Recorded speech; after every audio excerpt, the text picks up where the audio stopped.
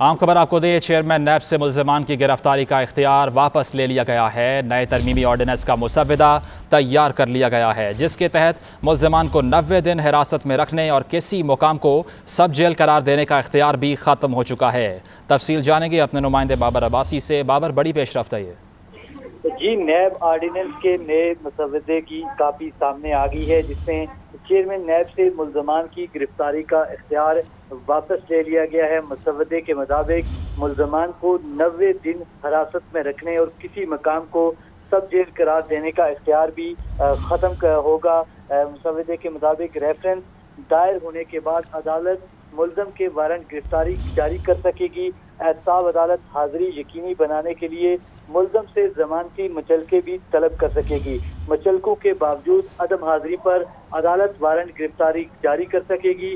50 करोड़ से कम की करप्शन पर नैब कार्रवाई नहीं कर सकेगा। इससे पहले नैब 10 करोड़ या इससे जायद की करप्शन पर कार्रवाई कर सकता था।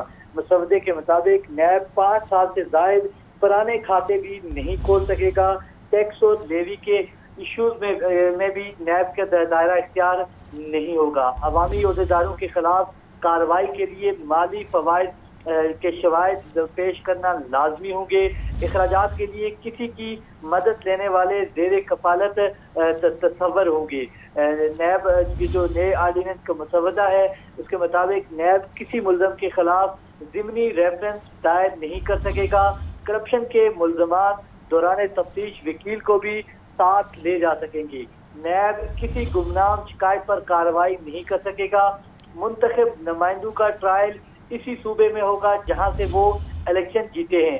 करप्ट अफराद सजा के बाद भी प्ली बार्गेन कर सकेंगे। रजाकाराना रकम। ठीक है बाबर, आप साथ मौजूद रहिए। साबिक नैब प्रोसिक्यूटर राजा आमिर अब्बास साहब ने हमें ज्वाइन किया है। सर, शुक्रिया आपके वक्त का। बताइएगा, ये कह सकते हैं कि नैब के इख्तियारात अब महदूद हो चुके हैं और जो पहले से केसेस चल रहे हैं उन पर किस तरह इम्प्लीमेंट होगा ये मुसव्वदा?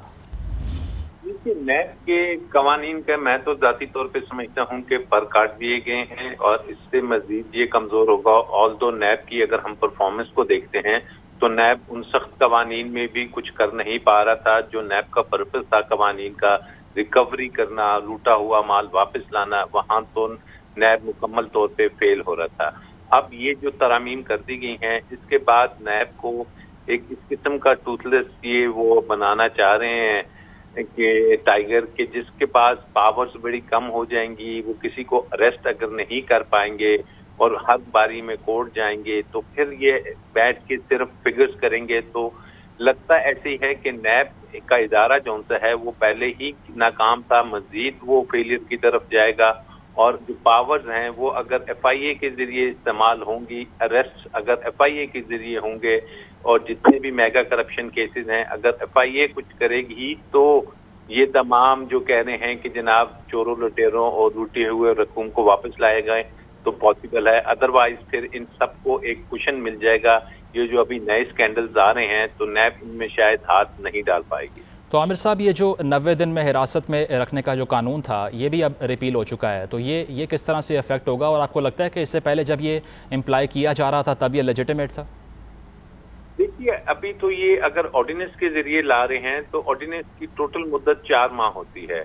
अगर 4 माह में इसे असेंबली बिल को पास नहीं करती और ये ऑर्डिनेंस ही रहता है तो फिर एक ऐसी खिचड़ी बन जाएगी कि जो चंद लोगों को तो फायदा दे जाएगी, लेकिन उसके बाद अगर ये मुसव्वदा कानूनी शक्ल इख्तियार नहीं करता तो फिर वापस से नैब उसी पोजीशन में आ जाएगी।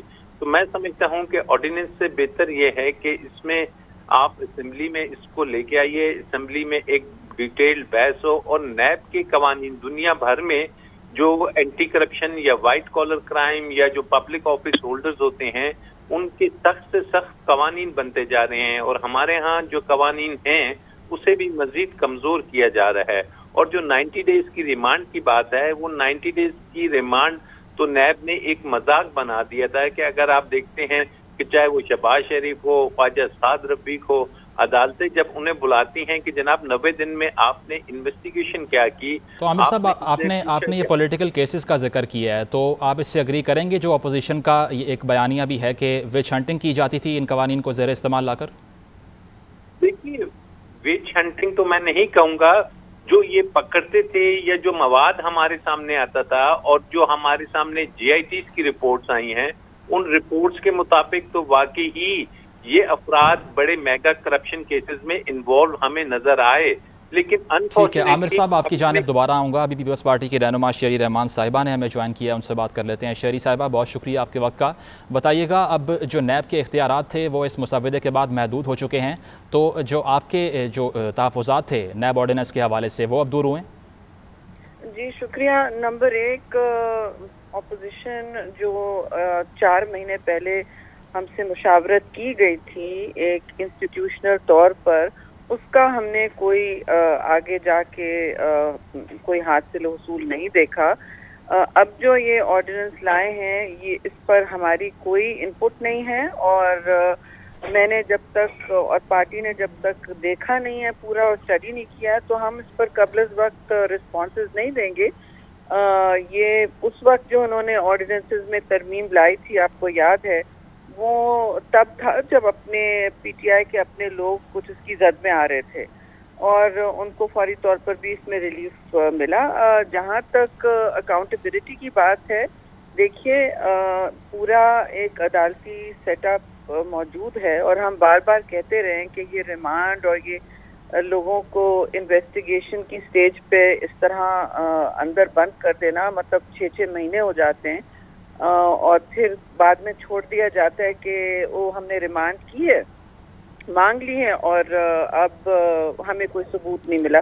तो जाहिर है इसमें बहुत बहुत सारी ऐसी सुकुम थी जिसको एक्सप्लॉइट किया जा रहा था और सियासी इंतकाम के लिए इस्तेमाल किया जा रहा था। लेकिन मैं फिर कहूँगी कि नैब ऑर्डिनेंस में अगर तब्दीली लानी थी तो उस पर बेहतर होता कि हमसे मुशावरत करके करते हैं। पीपल्स पार्टी ने अपना एक पूरा ड्राफ्ट दिया हुआ था। बाकी शेरी साहिबा, लेकिन आपने कहा कि आपकी इनपुट नहीं ली गई, लेकिन जो मुखालिफिन है वो तनकीद ये करते हैं कि जब आपकी गवर्नमेंट्स आती हैं तब आपकी इनपुट से चेयरमैन नैब लगाए जाते हैं, और उसके बावजूद आप लोग मेजॉरिटी में होने के बावजूद लेजिस्लेट नहीं करते। जब अपोजिशन में जाते हैं फिर कहते हैं कि तरामीम की जाएँ और इस्लाहत लाई जाएँ।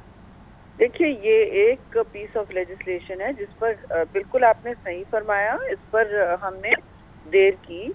बाकी पीपल्स पार्टी की जब हुकूमत थी तो हम इतने साल हर साल बड़े आईनी चेंजेस ला रहे थे। वो NFC अवार्ड जो आज लैप्स हुआ है, वो 18वीं तरमीम जिसको बेवजह मुतनाज़ा बना दिया गया है, वही बेनज़ीर इनकम सपोर्ट प्रोग्राम जिसको आप पाकिस्तान इस वक्त एहसास प्रोग्राम के नाम से मुंतकिल कर रहा है, वो आईनी तरमीम से प्रोटेक्टेड था।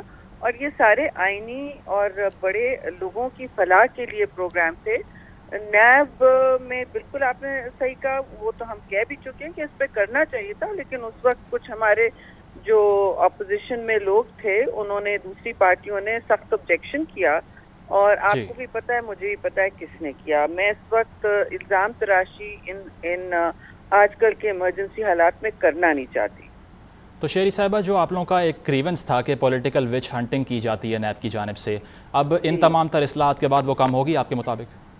नहीं, देखिए, मैं तो टीवी से सुन रही हूँ मेरे भाई, और जाहिर है आपने देखा है, आपको रिस्पांस भी देना है। मैं कोई गैर जिम्मेदाराना इस वक्त कबल वक्त इस पर कमेंट नहीं करूंगी। जब पार्लिमानी पार्टीज ने देखा ही नहीं है मुसव्वदा, तो फिर मैं उस पर क्या इस वक्त आपको जामे रिस्पांस दूंगी।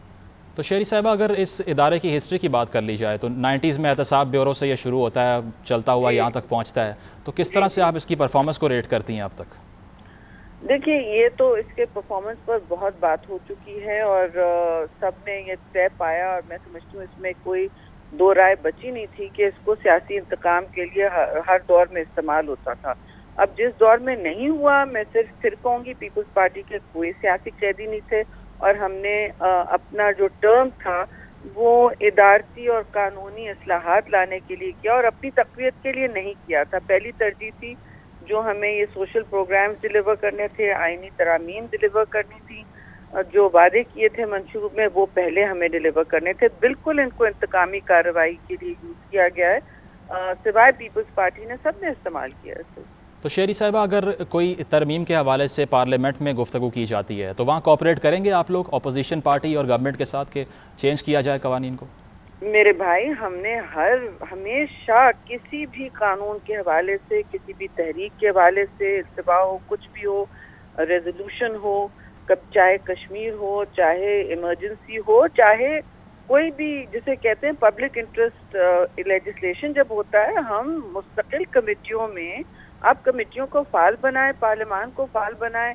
हम उस पौध से ही नहीं है कि हम अपनी सियासी और जमहूरी जिम्मेदारियों को पीछे या करेंगे या नज़रअंदाज करेंगे। सवाल नहीं होता कि हम किसी भी मस्बत काम पर बैठकर बात ना करें। आज भी पार्लियामानी लीडर्स का इजलास था नेशनल असेंबली का, चेयरमैन बिलावल गए हुए थे, उसमें मौजूद थे, ताकि हम अपनी एक लाएअमल बना सकें। लेकिन इस वक्त प्राइम मिनिस्टर नहीं आते इजलास में, वो नहीं आते, ना सेनेट में आए हैं, ना उन्होंने पार्लियामान को कभी इस लायक समझा कि उसे इस्तेमाल करें और जमहूरी जो इंस्टीट्यूशंस हैं और कदरें हैं उनको मजबूत करें। ठीक है, यानी कि आप कह रही हैं कि अगर कोई ऐसी लेजिस्लेशन आती है तो आप कोऑपरेट करने को तैयार हैं। शेरी साहिबा, आपने GNN को कीमती वक्त दिया, आपका बहुत शुक्रिया। इसके अलावा आमिर अब्बास साहब हमारे साथ मौजूद थे, आपका भी बहुत शुक्रिया। और बाबर अब्बासी अपडेट कर रहे थे, आपका बहुत शुक्रिया।